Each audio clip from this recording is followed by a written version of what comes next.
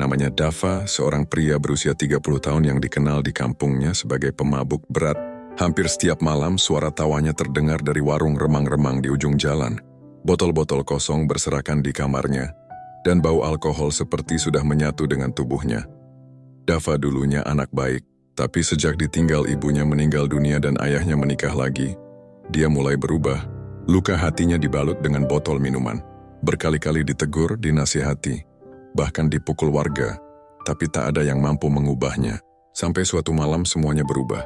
Dava pulang dari mabuk, tubuhnya lemas, langkahnya sempoyongan. Saat hendak membuka pintu rumah, tiba-tiba dadanya terasa sangat sakit. Ia terjatuh, napasnya sesak. Dalam hitungan menit, dunia terasa gelap. Keluarga membawanya ke rumah sakit, tapi dokter menyatakan ia meninggal dunia. Waktu itu tubuh Dava ditutupi kain putih. Tapi 15 menit kemudian saat petugas medis hendak membawa jenazah ke ruang jenazah, Dava bangkit. Semua orang panik. Ada yang teriak keras, ada yang lari. Tapi Dava tetap duduk diam, dengan wajah pucat dan mata penuh air mata. Dia menangis sejadi-jadinya. Ketika dia bisa berbicara, kalimat pertamanya membuat semua orang terpaku. Aku lihat neraka, aku hampir masuk ke dalamnya.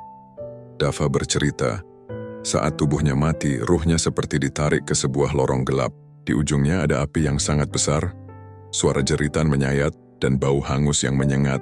Ia melihat makhluk-makhluk mengerikan, wajah-wajah penuh penderitaan.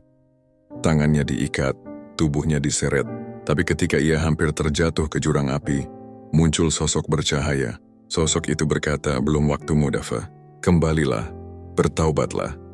Itu semua terjadi dalam waktu yang sangat singkat di dunia, tapi terasa seperti berhari-hari di sana. Sejak saat itu hidup Dava berubah total. Ia tak menyentuh alkohol lagi. Botol-botol dibuang, warung-warung ia jauhi. Bahkan ia mulai rutin ke masjid, menangis setiap malam dalam sujudnya, membaca Al-Quran dengan terbata-bata. Tak jarang ia mendatangi orang yang dulu ia sakiti, dan minta maaf dengan tulus. Orang-orang awalnya heran, bahkan mengira dia pura-pura. Tapi perubahan Dava nyata.